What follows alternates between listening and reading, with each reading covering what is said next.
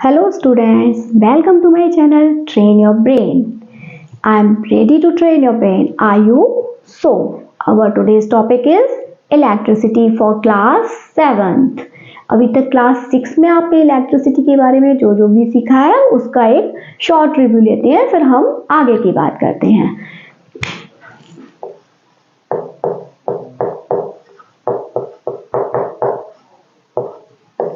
तो class 7th, तो class 6 में आप जो सीख के आ रहे हैं इलेक्ट्रिसिटी के बारे में कि इलेक्ट्रिसिटी जो है वो एनर्जी की एक वेरी क्लीन फॉर्म है जिसको आप मैकेनिकल एनर्जी, साउंड एनर्जी और हीट एनर्जी में चेंज कर सकते हैं या किसी भी और फॉर्म में आसानी से चेंज किया जा सकता है। उसमें आपने देखा कंडक्टर एंड इंसुलेटर के बारे में आपने जाना। कुछ के ऑल मेटल्स जो है वो कंडक्टर होती है, कुछ मेटल गुड कंडक्टर होती हैं, कुछ मेटल बैड कंडक्टर और पुअर कंडक्टर होती हैं इलेक्ट्रिसिटी की। क्योंकि इलेक्ट्रिसिटी को फ्लो करने के लिए क्या चाहिए होता है, कोई मटेरियल चाहिए होता है। तो जो मटेरियल अलाउ करता है उसको अपने में से फ्लो करने के लिए वो होते हैं कंडक्टर, और जो अलाउ नहीं करते हैं वो होती है non conductor. Generally all the non-metals are non-conductor, but there is an exception that graphite, that a form of carbon is a good conductor of electricity। ये सब आपने क्लास 6 में पढ़ रखा है। और आपने क्लास 6 में बैटरी, सेल और टॉर्च बल्ब इस सब के बारे में भी पढ़ के रखा हुआ। इलेक्ट्रिक सर्किट कैसे बनता है ये भी आपने पढ़ा है क्लास 6 में। और इलेक्ट्रिक सर्किट जो है वो उसमें जितना गैजेट्स का अरेंजमेंट के हिसाब से दो तरह के सर्किट होते हैं ना, कैसा, series arrangement and parallel arrangement. और इलेक्ट्रिक सर्किट में भी आपने दो तरह के इलेक्ट्रिक सर्किट होते हैं, जो कहीं से ब्रेक नहीं होते हैं उनको क्लोज सर्किट बोलते हैं, और जो ब्रेक होता है उसको बोलते हैं ओपन सर्किट या इनकम्प्लीट सर्किट, और कंप्लीट सर्किट बोलते हैं क्लोज सर्किट को। तो ये सब आपने क्लास 6 में पढ़ के रखा हुआ है। तो ये एक शॉर्ट रिव्यू हो गया हमारा। अब हम आगे की बात करते हैं कि क्लास 7th में आपको क्या पढ़ना है। अब हम क्लास 7th में ये पढ़ेंगे कि how electricity serves us. Electricity हमें कैसे सर्व करती है, क्या क्या फैसिलिटीज हम इलेक्ट्रिसिटी से ले सकते हैं। तो इलेक्ट्रिसिटी के जो है 3 इफेक्ट होते हैं, 3 इफेक्ट से वो हमें सर्व करती है। वो कौन कौन से इफेक्ट्स होते हैं? 3। First, heating effect. Second, magnetic effect.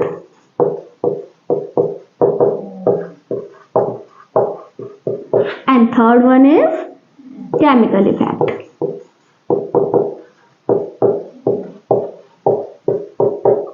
Heating effect में जितना भी आपका, जहां भी इलेक्ट्रिक करंट जो है हीट एनर्जी आपको प्रोवाइड कर रहा है, जिन जिन एप्लायंसेस में, जिन जिन गैजेट्स में, तो वहां पर जो है हीटिंग इफेक्ट शो करता है इलेक्ट्रिक करंट हमारे लिए। और मैग्नेटिक इफेक्ट में जो है, जैसे कि मोटर्स और मशीन्स को रन करने के लिए जहाँ इलेक्ट्रिसिटी वर्क करती है वहां मैग्नेटिक इफेक्ट वर्क करता है।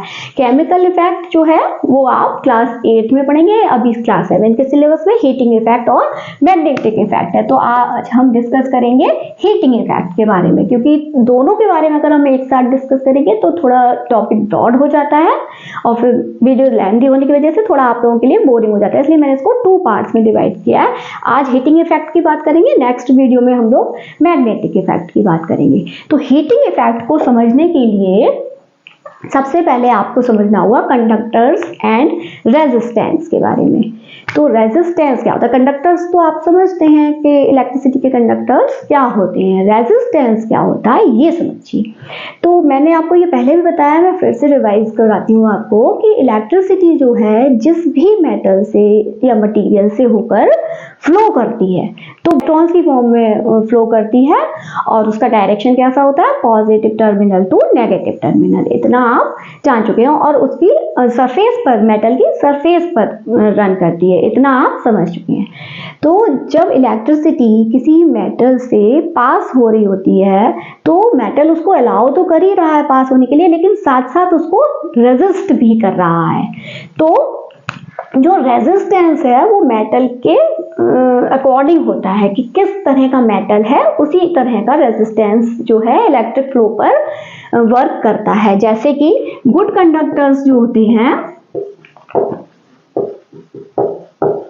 Good conductors and poor conductors, इनमें बात करेंगे। गुड कंडक्टर्स में जो है रेजिस्टेंस कैसा होता है, कम होता है, लेस रेजिस्ट करते हैं ये इलेक्ट्रिसिटी के फ्लो को, और पुअर कंडक्टर्स जो होते हैं वो मोर रेजिस्ट करते हैं, यानी कि इनका रेजिस्टेंस ज्यादा होता है। तो क्या होता है, जब भी इलेक्ट्रिक फ्लो पर रेजिस्टेंस वर्क करता है तो वो एक हीटिंग इफेक्ट देता है, यानी मेटल जो है जिसमें से वो फ्लो कर रहा है वो हीट अप होना शुरू हो जाता है। तो इसीलिए जब भी हम हीटिंग इफेक्ट देखते हैं तो वो पुअर कंडक्टर्स में हमें अच्छा दिखाई देता है, क्योंकि यहाँ रेजिस्टेंस ज्यादा है। तो हीटिंग इफेक्ट, लाइट के हीटिंग इफेक्ट के लिए दो बातें इंपॉर्टेंट है। एक तो जो आपका मेटल है वो पुअर कंडक्टर होना चाहिए इलेक्ट्रिक फ्लो का, और दूसरी बात है कि रेजिस्टेंस हाई होना चाहिए। तो ये पुअर कंडक्टर्स के साथ ही आपको मिलेगा, क्योंकि जितना कंडक्टर पुअर रहेगा उतना ही रेजिस्टेंस ज्यादा रहेगा। तो मैंने आपको बताया था ना कि पुअर कंडक्टर्स कौन कौन से होते हैं, निकेल, क्रोमियम एंड टंगस्टन, ये तीन मैंने आपको बताए थे। तो इन्हीं को लेके हम चलेंगे और बताएंगे कि कैसे हीटिंग इफेक्ट हमें मिलता है। तो जो हीट प्रोवाइड करने वाले गैजेट्स होते हैं हमारे, वो क्या होते हैं, हीटर, गीजर, आयरन या टोस्टर, इस तरह के गैजेट्स होते हैं आपके यहाँ जो आपको हीट प्रोवाइड करते हैं थ्रू इलेक्ट्रिक करंट। तो सबसे पहले हम बात करेंगे कि हीटिंग इफेक्ट कैसे आता है। देखिए, कभी आपने देखा होगा कि कोई बल्ब लाइटन अप है तो उसके पास अगर आप अपने हाथ ले जाएंगे तो आपको थोड़ा लाइट के साथ साथ हीट भी फील होती है। तो ऐसा क्यों होता है, तो आप पहले ये समझिए कि लाइट इफेक्ट और हीट इफेक्ट जो है साथ साथ ही आते हैं। तो वो कैसे आते हैं ये समझेंगे हम यहाँ, कि आपने अच्छा बल्ब की स्टडी कर रखी है ना क्लास 6 में। ये बल्ब जो होते हैं,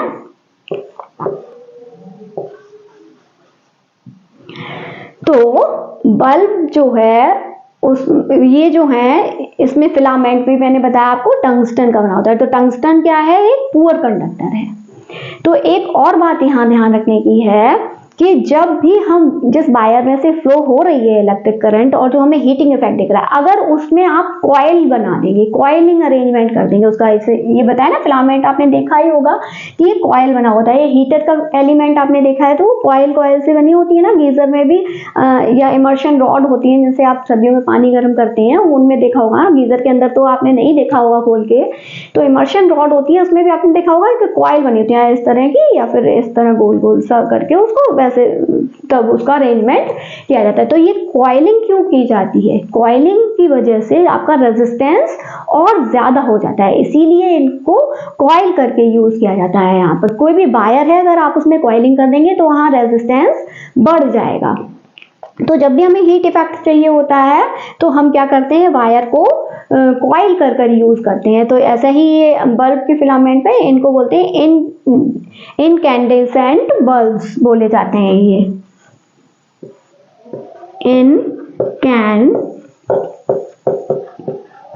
इनकैंडेसेंट बल्ब्स। तो इनकैंडेसेंट बल्ब्स में जो फिलामेंट होता है टंगस्टन का बना हुआ, उसमें कॉइलिंग भी होती है। तो अब ये समझिए कि टंगस्टन जो है वो क्या है, पुअर कंडक्टर ऑफ इलेक्ट्रिसिटी है, साथ में उसमें कॉइलिंग भी कर दिया तो रेजिस्टेंस और ज्यादा हो गया। और एक बात और, इन मेटल्स के मेल्टिंग पॉइंट भी बहुत ज्यादा होते हैं। टंगस्टन का मेल्टिंग पॉइंट होता है 3410 डिग्री सेंटीग्रेड। तो टंगस्टन का इतना जो मेल्टिंग पॉइंट है, तो उस वजह से क्या होता है, जैसे ही इस सर्किट कंप्लीट होता है, आप जहां भी बल्ब फिट करते हैं सर्किट में, सर्किट क्लोज होता है, तो ये जो है यहाँ पर से इलेक्ट्रिक करंट पास होना शुरू होती है टंगस्टन में। तो ये बैड कंडक्टर है, तो क्या होगा, ये हीटिंग इफेक्ट देना शुरू करता है। ऊपर से इसमें कॉइलिंग भी हो रखी है, तो ये इसका रेजिस्टेंस और बढ़ गया, तो ये और अच्छे से हीटिंग इफेक्ट देता है। तो हीट अप होने की वजह से टंगस्टन जो है वो हीट अप होता जाता है और क्या करता है, फिर वो ग्लो करना शुरू कर देता है हीट अप होके। तो जितनी ज्यादा इसमें से इलेक्ट्रिसिटी पास होती जाती है उतना ही ये हीट अप होता जाता है। अगर लगातार इसमें से इलेक्ट्रिसिटी पास होती रहेगी तो हीट अप होता रहेगा और ग्लो करता रहेगा। तो अगर इसका मेल्टिंग पॉइंट कम हुआ तो क्या होगा, मेल्टिंग पॉइंट तो आप समझते हैं ना, क्योंकि मेटल्स हीट अप होके मेल्ट होना शुरू कर देती है। तो जिस टेम्परेचर पर आकर वो मेल्ट होना शुरू करती है वही मेल्टिंग पॉइंट कहलाता है उनका। तो इसका मेल्टिंग पॉइंट इतना ज्यादा है, यानी कि ये बहुत ज्यादा हीट होने के बाद भी ब्रेक नहीं होते हैं और अच्छा सा लाइट इफेक्ट हमें मिलता है। ऐसे ही हम बात करेंगे हीटर की। तो हीटर का जो एलिमेंट होता है वो एक एलॉय का बना होता है जिसका नाम होता है निक्रोम। निक्रोम जो है वो निकेल प्लस क्रोमियम का एक एलॉय होता है। तो ये दोनों भी जो है क्या है, बैड कंडक्टर ऑफ इलेक्ट्रिसिटी होते हैं। तो इस वजह से इनका रेजिस्टेंस ज्यादा है, साथ में कॉइलिंग कर दिया तो रेजिस्टेंस और ज्यादा होगा। इनके मेल्टिंग पॉइंट भी बहुत हाई होते हैं। निकेल का अबाउट 1453 डिग्री सेंटीग्रेड होता है और क्रोमियम का मेल्टिंग पॉइंट होता है 1857 डिग्री सेंटीग्रेड। इसको आप 1857 की क्रांति से भी याद रख सकते हैं ना, 1857 डिग्री है ना ये क्रोमियम का मेल्टिंग पॉइंट है। तो इन दोनों मेटल्स के मेल्टिंग पॉइंट भी हाई होते हैं, तो इनसे मिलाकर एक एलॉय तैयार किया जाता है, निक्रोम बोलते हैं इसको। इसी से आपका जो है हीटर का एलिमेंट बनाया जाता है जिससे कि वो अच्छा हमें हीट इफेक्ट दे सके। तो आपको ये बात समझ में आई ना कि हीटिंग इफेक्ट के लिए क्या क्या चीजें जरूरी है। एक तो पुअर कंडक्टर होना चाहिए आपका मेटल, सेकेंडली उसका मेल्टिंग पॉइंट भी हाई होना चाहिए, और थर्ड कॉइलिंग उसमें करना साथ में बहुत जरूरी होता है। तो इतनी बातें आपने यहाँ पे अभी समझी। अब हम ये देखेंगे कि ये जो हीटिंग इफेक्ट मिल रहा है हमें किसी भी मेटल से, तो वो जो है वो कुछ बातों पर डिपेंड करता है। तो वो कौन कौन सी बातें हैं जिस पर ये डिपेंड करता है heating effect. Amount of heat produced by a wire depends on, यानी अमाउंट जो हीट का है वो वायर हमें कितना देगा, ये कुछ बातों पर डिपेंड करता है। तो वो कौन कौन सी बातें हैं, amount of heat given a wire depends upon, तो किन बातों पर डिपेंड करता है। नंबर वन तो मेटल ऑफ वायर, कि वायर जो है किस मेटल का बना हुआ है, जो कि अभी अभी मैंने आपको बताया है। अगर नॉन कंडक्टर बैड कंडक्टर का बना होगा मेटल वायर तो वो आपको अच्छा हीटिंग इफेक्ट देगा because of good resistance. Second point is length and thickness of wire.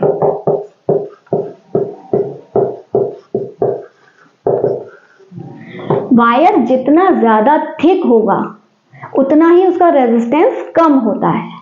यहाँ पर उल्टा चलता है, अगर वायर आपका कैसा है, थिक है, तो रेजिस्टेंस कैसा होगा, लो रेजिस्टेंस।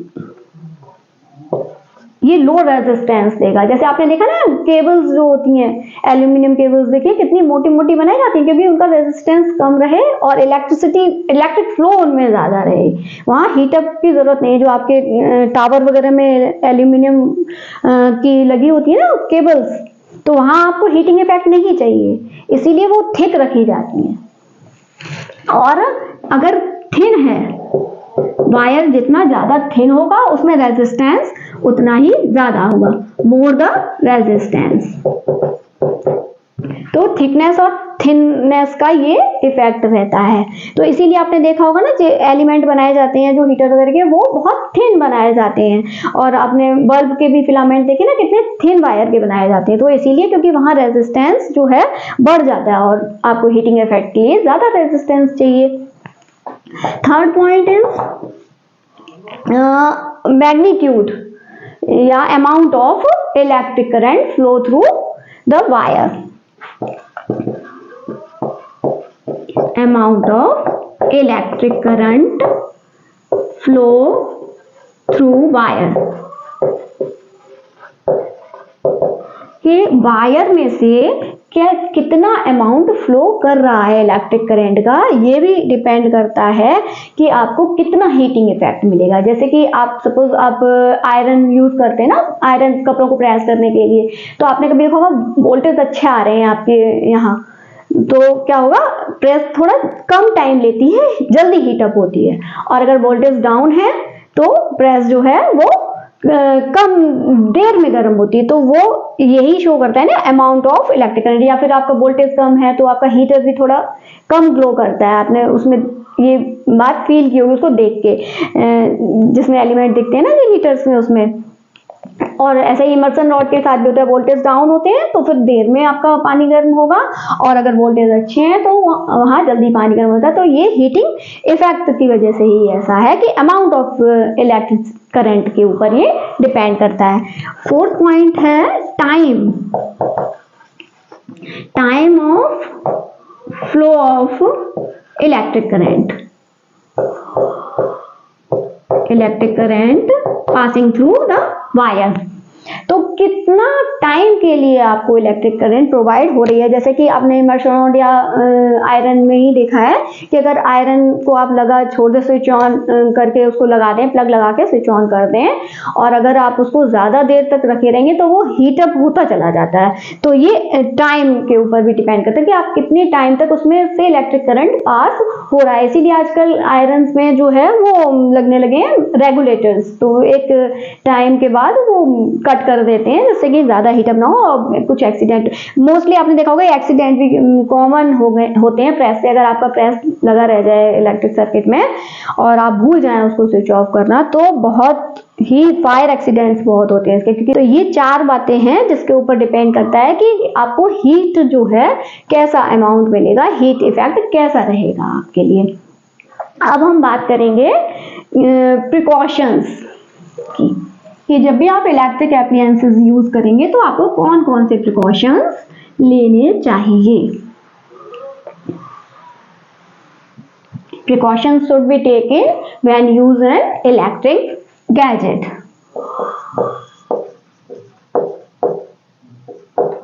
Precautions. तो प्रिकॉशंस के लिए सबसे पहली बात तो मैं आप लोगों से यही कहूंगी, never play with electricity. Electricity के साथ कभी भी खेल नहीं करना है आपको, because it may give you an electric shock और मे बी फैटल। अगर आप उसके साथ खेल करेंगे तो आपको इलेक्ट्रिक शॉक लग सकता है, और ये जो है उससे मृत्यु का खतरा भी होता है। इलेक्ट्रिक शॉक की वजह से आप बर्न भी हो सकते हैं, तो इसलिए कभी भी इलेक्ट्रिसिटी के साथ खेल नहीं करना है। Secondly, never touch even insulated wire with weight और बेयर हैंड्स। कभी भी गीले और ऐसे खाली हाथों से आपको इंसुलेटेड वायर भी टच नहीं करना। हमेशा प्रिकॉशन लेना है। क्या प्रिकॉशन लेना है, आप या तो पैरों में स्लीपर्स पहनेंगे, रबर स्लीपर्स, या फिर कोई वुडन प्लैंक यूज करेंगे, उस पर खड़े होंगे, उसके बाद ही आप इलेक्ट्रिक एप्लायंसेस को यूज करेंगे। या इलेक्ट्रिक कोई एप्लायंस आपको यूज करना है, जैसे प्रेस करना है, मिक्सर ग्राइंडर यूज करना है, ओवन यूज करना है, तो आप हमेशा इस तरह से करेंगे, ठीक है। और थर्ड, कि कभी भी आप कोई गैजेट यूज कर रहे हैं तो हमेशा ध्यान रखिए उसको स्विच ऑफ कीजिए यूज करने के बाद। कभी भी उसको स्विच ऑन नहीं छोड़ेंगे ध्यान से, क्योंकि इससे 2 बातें होती है। एक तो कोई भी एक्सीडेंट का खतरा नहीं रहेगा जब अगर आप स्विच ऑफ करेंगे यूज करने के बाद उसको, और सेकेंडली आपका जो है इलेक्ट्रिक पावर जो है वो भी सेव होगा। तो इलेक्ट्रिक पावर भी हमें सेव करना चाहिए, क्योंकि ये बहुत कॉस्टली होता है इसका प्रोडक्शन। एंड फिफ्थ, कि जो बल्ब होते हैं उसको भी आपको कभी भी बेयर हैंड से नहीं छूना है, लाइट एंड बल्ब को, क्योंकि लाइट एंड बल्ब जो है वो हीट इफेक्ट भी देता है, और इस वजह से वो जो उसका ग्लास है वो कैसा होता है ना, हीट अप हो जाता है, और अगर आप उसको टच करेंगे तो आपको बर्निंग का खतरा रहेगा। और सेकेंडली, अगर फ्यूज भी हो गया बल्ब, लाइट एंड बल्ब एकदम फ्यूज हो गया, तो आपको एकदम से उसको टच नहीं करना है, या तो उसको ठंडा होने के बाद ही उसको चेंज करेंगे, या फिर और उसको बैड हैंड से तो कभी भी टच नहीं करेंगे। अगर आपने बैड हैंड से हीट बल्ब को टच किया तो इट मे बी बर्स्ट, वो बिल्कुल पूरी पॉसिबिलिटीज होती हैं कि वो बर्स्ट हो जाएगा आपके हाथ में। इसीलिए इस बात का खास ध्यान रखना है कि अगर बल्ब फ्यूज हो गया चलते चलते तो उसको उस समय कभी चेंज नहीं करेंगे, थोड़ा टाइम बाद चेंज करेंगे, या फिर कुछ मोटा सा क्लॉथ वगैरह लेके उससे पकड़ के आप उसको चेंज करिए अगर आपको उसी समय जरूरत है। तो इतनी बातें आपको प्रिकॉशन के रूप में ध्यान रखनी है। अभी तक हमने बात की हीटिंग इफेक्ट की, जो कि हमने अभी समझा कि किस तरह से कॉइल जो है वो हीटिंग कॉइल्स बनाई जाती हैं। अब हम बात करेंगे light resultant due to heating effect of electricity.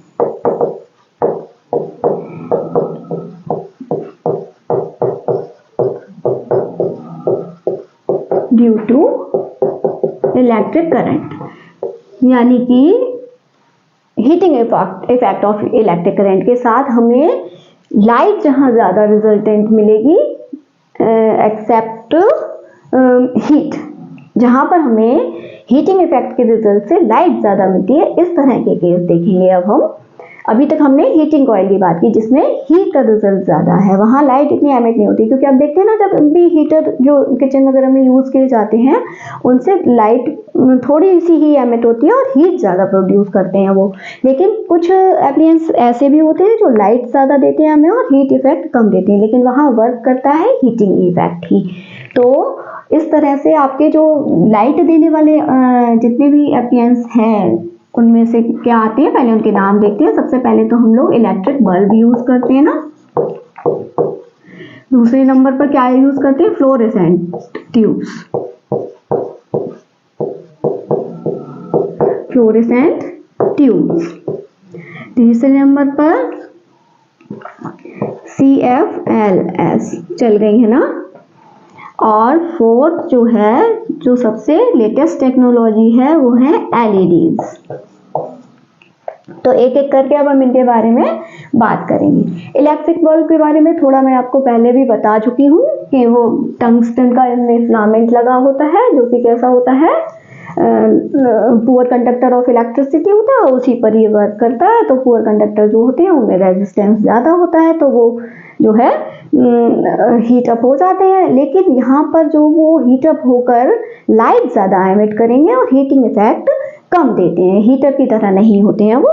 क्योंकि बल्ब में आपने देखा ना, आपको बल्ब से लाइट ज़्यादा मिलती है, क्योंकि अगर एक बल्ब जलाते हैं आप तो पूरे जितना एरिया होता है उतने में पूरे में लाइट स्प्रेड करता है वो, और हीटिंग इफेक्ट इतना नहीं देता है। आपको क्या हीट मिलती है क्या बल्ब से इतनी, अगर आप उसके बहुत पास होंगे तब आपको हीटिंग इफेक्ट उसका फील होता है, वरना दूर से कोई ऐसा हीटिंग इफेक्ट नहीं होता है। तो ये जो है लाइट रिजल्टेंट हीटिंग इफेक्ट यहाँ पर बताया जा रहा है कि मतलब लाइट ज़्यादा दे रहे हैं, हीट कम दे रहे हैं। तो इलेक्ट्रिक बल्ब जो है उनको क्या बोलते हैं, दूसरा नाम क्या होता है, इनकैंडेसेंट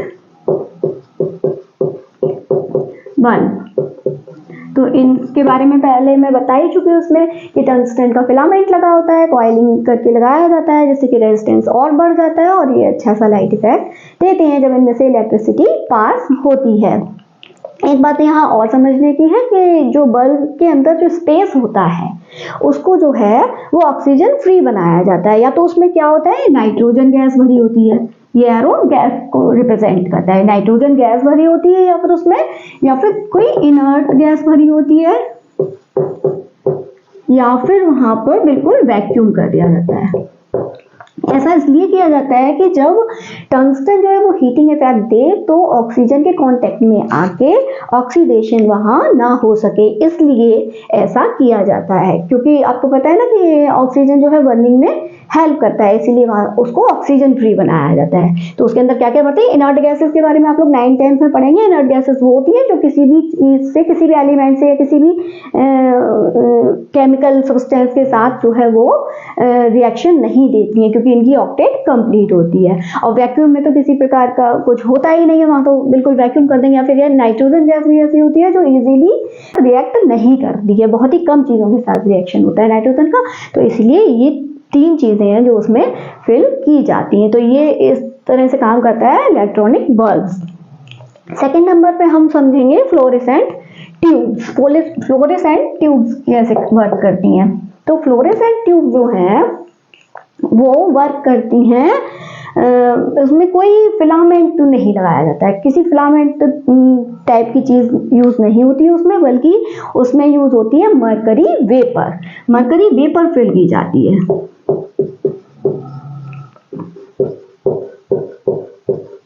मरकरी वेपर फिल की जाती है। तो मरकरी वेपर का ये वर्क होता है कि जैसे ही उसमें से इलेक्ट्रिक करंट पास होता है तो मरकरी वेपर जो है वो अल्ट्रावायलेट रेज को जो है वो एमिट करती हैं, उससे अल्ट्रावायलेट रेज एमिट होती है। और जो ट्यूब होता है, ग्लास ट्यूब बना होता है, फ्लोरेसेंट ट्यूब आपने देखोगे अब ये भी कम आ गई हैं यूज होने में। ऐसा लंबा सा ट्यूब होता है और अंदर से बाहर से व्हाइट व्हाइट दिखाई देता है, तो जो व्हाइट जो है वो अंदर साइड से जो पेंट होता है उसमें, तो वो फ्लोरेसेंट पेंट होती हैं। तो फ्लोरेसेंट पेंट कर दिया जाता है। तो फ्लोरेसेंट पेंट का ये वर्क होता है कि जैसे ही उन पर अल्ट्रावायलेट रेज पड़ती है तो वो चमकने लगते हैं, ग्लो करने लगते हैं, तो वो हमें लाइट देते हैं। और उन अल्ट्रावायलेट रेज को हमारी आंखों तक नहीं पहुंचने देते, क्योंकि डायरेक्ट अल्ट्रावायलेट रेज हमारी आंखों में पहुंचेंगी तो वो हमें हार्म करती हैं। तो यहाँ पे अंदर जो है वो फ्लोरेसेंट पेंट्स लगाए जाते हैं और इसमें मरकरी वेपर फिल होती है। जैसे इलेक्ट्रिक करंट पास होगा और मरकरी वेपर क्या करते हैं, अल्ट्रावायलेट रेज को एमिट करते हैं। तो इस तरह से इस थ्योरी पर ये वर्क करता है। CFLs क्या होती है, ये जो है मॉडिफाइड फॉर्म ही होती है फ्लोरेसेंट ट्यूब की। तो CFL जो है उसमें क्या, उसमें भी यही मरकरी वेपर वगैरह भरी होती है और उसमें एक स्पेशल सर्किट लगा होता है, उसकी वजह से ये वर्क करती हैं। और LEDs जो होती हैं वो सेमीकंडक्टर पर वर्क करती हैं।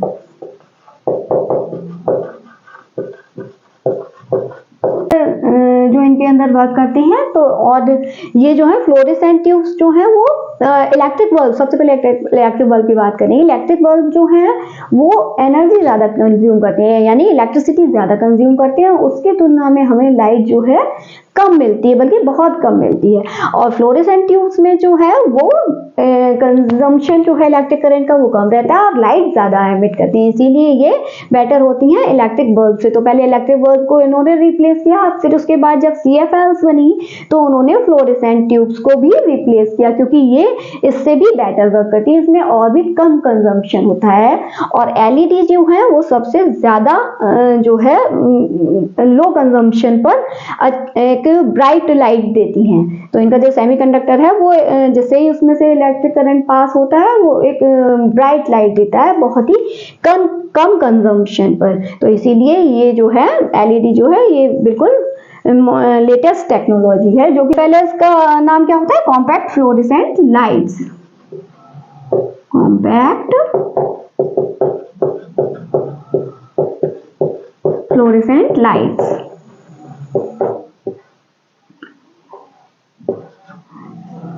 और LEDs होती हैं लाइट एमिटिंग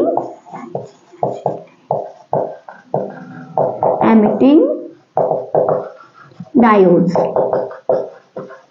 इनकी फुल फॉर्म होती है। तो इतना आपको समझ में आया। तो अब हम बात करेंगे फॉल्ट,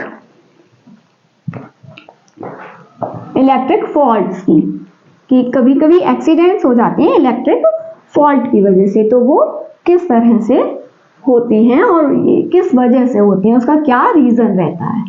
तो जनरली जो है इलेक्ट्रिक फॉल्ट के लिए दो रीजन रहते हैं। जब भी कभी इलेक्ट्रिक फॉल्ट होता है जिसकी वजह से फायर कैच कर लेता है सर्किट, तो उसकी वजह जो है वो दो बातें होती हैं। पहला तो होता है ओवरलोडिंग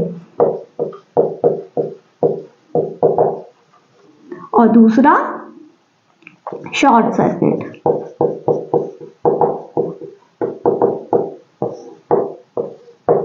ओवरलोडिंग कब होती है, जब आप एक ही सर्किट में कई सारे एप्लायंसेस को एक साथ लगा दें और उस सर्किट का टॉलरेंस जो है इतना ना हो कि वो इतनी इलेक्ट्रिक करंट अपने में से पास कर सके। तो उस समय क्या होता है, जो सर्किट के वायर्स होते हैं वो हीट अप होने लगते हैं। तो जैसे ही वो हीट अप होंगे तो उनका इंसुलेशन वगैरह जो है वो वायर्स का इंसुलेशन जो है वो मेल्ट होने लगेगा, या फिर किसी वीक पॉइंट पर वो वायर जो है वो ब्रेक हो जाएगा, जिसकी वजह से आपका सर्किट ब्रेक हो जाता है। तो ओवर लोडिंग की वजह से सर्किट ब्रेक हो जाता है, जिस वजह से फॉल्ट आ जाता है आपके सर्किट में, या और शॉर्ट सर्किट उसे बोलते हैं कि आपने देखा होगा आपके यहाँ जो लाइट का कनेक्शन होता है उसमें दो तरह के वायर लगाए जाते हैं, दो वायर एक साथ चलते हैं। तो एक वायर होता है जिसमें कि इलेक्ट्रिसिटी पास होती है, तो उसको बोलते हैं लाइव वायर, जिसमें से इलेक्ट्रिसिटी पास होती है वो होती है लाइव वायर। और जो जिसमें कोई इलेक्ट्रिसिटी पास नहीं होती है वो होती है न्यूट्रल वायर। तो जब कभी भी किसी वजह से या तो इनके मेटेलिक एंड्स आपस में मिल जाए या फिर कभी ओवरलोडिंग की वजह से मेल्ट हो जाए आपका इंसुलेशन और वायर आपस में मिल जाए, तो जब भी लाइव वायर और न्यूट्रल वायर अगर आपस में मिलेंगे तो क्या होगा, उसमें से ओवरफ्लो होने लगेगा इलेक्ट्रिसिटी का, जिस वजह से वो स्पार्क देती हैं और वो स्पार्क जो है वो फिर एक एक्सीडेंट का रूप ले लेता है। तो इस तरह से दो तरह से इलेक्ट्रिक फॉल्ट होते हैं, एक ओवरलोडिंग की वजह से और दूसरा शॉर्ट सर्किट की वजह से। तो इनसे बचने के लिए हम लोग क्या करते हैं, कुछ सेफ्टी डिवाइस होती है हमारे पास, उनको यूज करते हैं। तो वो डिवाइस हम यूज करते हैं वो है, पहला तो होता है फ्यूज। तो ये फ्यूज के ही टाइप्स हैं। तो किस तरह के फ्यूज होते हैं, तो सबसे पहले जो यूज होते थे वो तो होते हैं किटकैट फ्यूज। हाँ जी, ये वही स्पेलिंग होती है जो किटकैट चॉकलेट आप लोग खाते हैं, वही किटकैट फ्यूज। सेकेंड जो होते हैं वो एमसीवीज होती हैं, एमसीवीज। और थर्ड जो होते हैं कार्ट्रिज फ्यूज। तो ये कैसे कैसे होते हैं, अब तीनों का स्ट्रक्चर अभी मैं आपको बताती हूँ। तो सबसे पहले किटकैट फ्यूज की बात करते हैं हम। तो किटकैट फ्यूज जो है वो उनका आउटर कवरिंग जो है वो पोर्सलिन की बनी होती है, तो उनमें द है किट, और एक इधर होगा आपका दूसरा पोर्शन कैट, क्योंकि इसमें फिट होगा जाके। तो ये अभी मैं स्ट्रक्चर बना देती हूँ, फिर बताती हूँ आपको ये किस तरह वर्क करती है। तो किट जो होता है ये कैट है, ठीक है। तो ये किट जो होता है इसमें ऊपर नीचे दो जगह जो है मेटेलिक कनेक्शन होती है।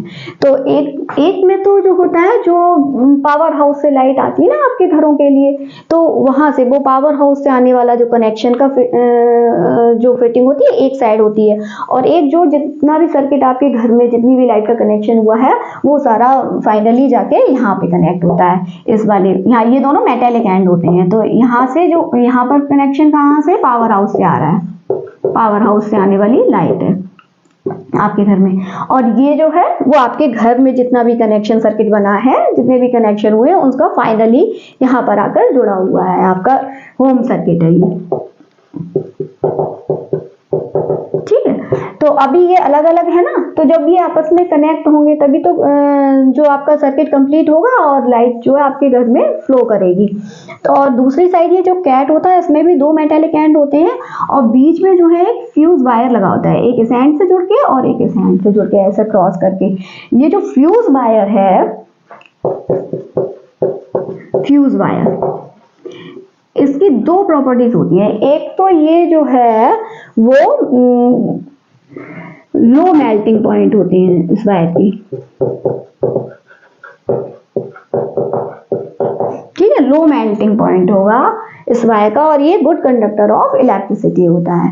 तो जनरली जो फ्यूज वायर हैं वो ये बने होते हैं लेड एंड टिन के बने होते हैं। तो लेड जो है जनरली इनमें 60% लेड होता है और 40% टिन के बने होते हैं, लेकिन ये प्रोपोर्शन कभी कहीं कहीं चेंज भी हो सकता है, लेकिन जनरली ये 60% लेड और 40% टिन के बने होते हैं।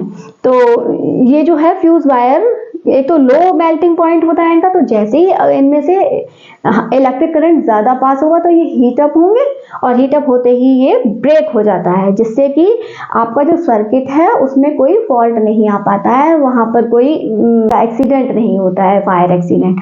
तो आप जैसे ही ये ब्रेक हो जाएगा वायर, तो आपके घर का पूरा कनेक्शन में से पावर सप्लाई बंद हो जाएगी। तो फिर जाके आप फ्यूज वायर को चेंज कर देंगे, तो ये फिर से लगा देते हैं, उसमें और कनेक्शन आ जाता है आपका लाइट का। तो जब भी अगर ओवरलोडिंग या कहीं शॉर्ट सर्किट होता है तो ये वायर जो है ब्रेक हो जाता है मेल्ट होकर। तो इस तरह से ये सेफ्टी डिवाइस हो गई। फ्यूज जो है सेफ्टी डिवाइस की तरह ही यूज किए जाते हैं। दूसरा है एमसीवीज। एमसीवीज जो है वो आजकल एमसीबीज ही यूज होते हैं हमारे, इनको बोलते हैं मिनिएचर सर्किट ब्रेकर्स।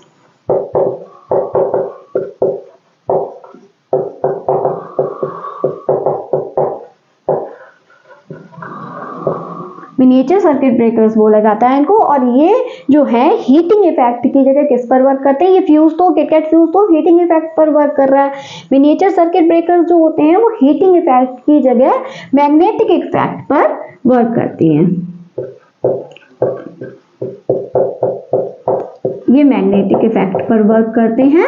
और इनमें क्या होता है, इनमें स्विच सा लगा होता है, तो जब भी कभी ओवर हीट लोडिंग या फिर शॉर्ट सर्किट होता है आपके घर के सर्किट में, तो वो स्विच जो है ऑटोमेटिकली ऑफ हो जाता है, टर्न ऑफ हो जाता है। और फिर जब हम पता लगा लेते हैं फॉल्ट का, उसको ठीक करने के बाद फिर से उसको इजीली जो है वो स्विच ऑन करके उसको स्टार्ट किया जा सकता है। तो इसीलिए एमसीबीज ज़्यादा यूज होते हैं, क्योंकि अब ये किटकैट फ्यूज की जगह ज़्यादा यूज होने लगे हैं, क्योंकि इनको जो है रीसेट करना आसान होता है किटकैट फ्यूज की अपेक्षा।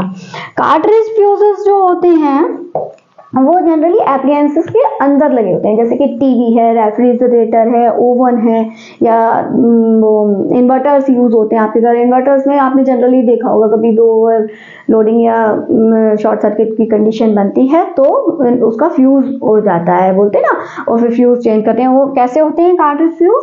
इस तरह के होते हैं। ये एक ग्लास ट्यूब होती है और दोनों तरफ पर मेटल कैप लगा होता है इस तरह से, और बीच में एक लगभग 3 सेंटीमीटर का ये फ्यूज वायर लगा होता है।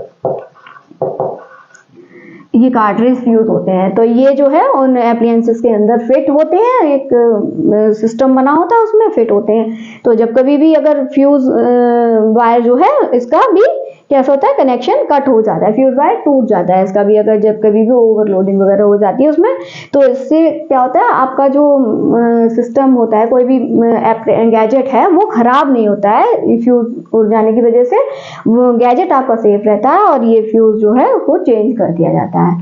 तो इतना आपको ये समझ में आया होगा तीनों बातें। और एक बात और उसमें फ्लोरेसेंट वाले में मुझे कंसीडर करनी थी कि जो फ्लोरेसेंट पेंट वगैरह जो होते हैं वो जो है दो चीज़ों से, नेचुरली भी कुछ चीज़ें ऐसी होती हैं जो फ्लोरेसेंट इफेक्ट देती हैं। फ्लोरेसेंट इफेक्ट किस तरह से देती हैं? तो जो चीज़ें फ्लोरेसेंट इफेक्ट देती हैं वो क्या करती हैं कि जो रेडिएशन ऑफ लाइट होता है ना फ्रॉम सन, उसको एब्जॉर्ब करती हैं।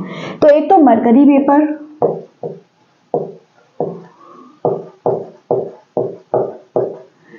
वेपर, और एक जो होता है जिंक सल्फाइड,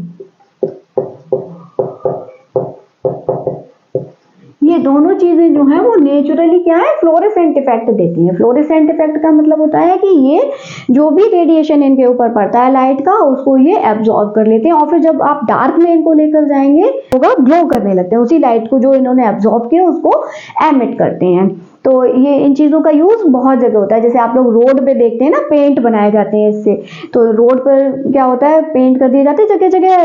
जब रात में आप कभी भी ड्राइविंग कर रहे होंगे तो आपको वो चमकते हुए दिखाई देंगे, ग्लो करते हुए, जिससे कि एक्सीडेंट नहीं होता है। लोगों को पता होता है, ये साइड्स में लगा दिए जाते हैं कि ये जो है रोड की साइड है, इसके बाहर आपको ड्राइव नहीं करना है। या फिर वो बोर्ड बने होते हैं उन पे भी रात में दिखने वाले, तो वो ग्लो करते हैं, वो सब फ्लोरेसेंट पेंट के ही बने होते हैं।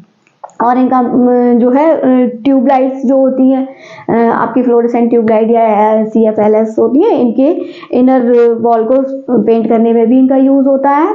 और आपका ये जो टीवी और LCD वगैरह होते हैं स्क्रीन, इन पर भी ये जो है फ्लोरेसेंट पेंट ही यूज़ किए जाते हैं।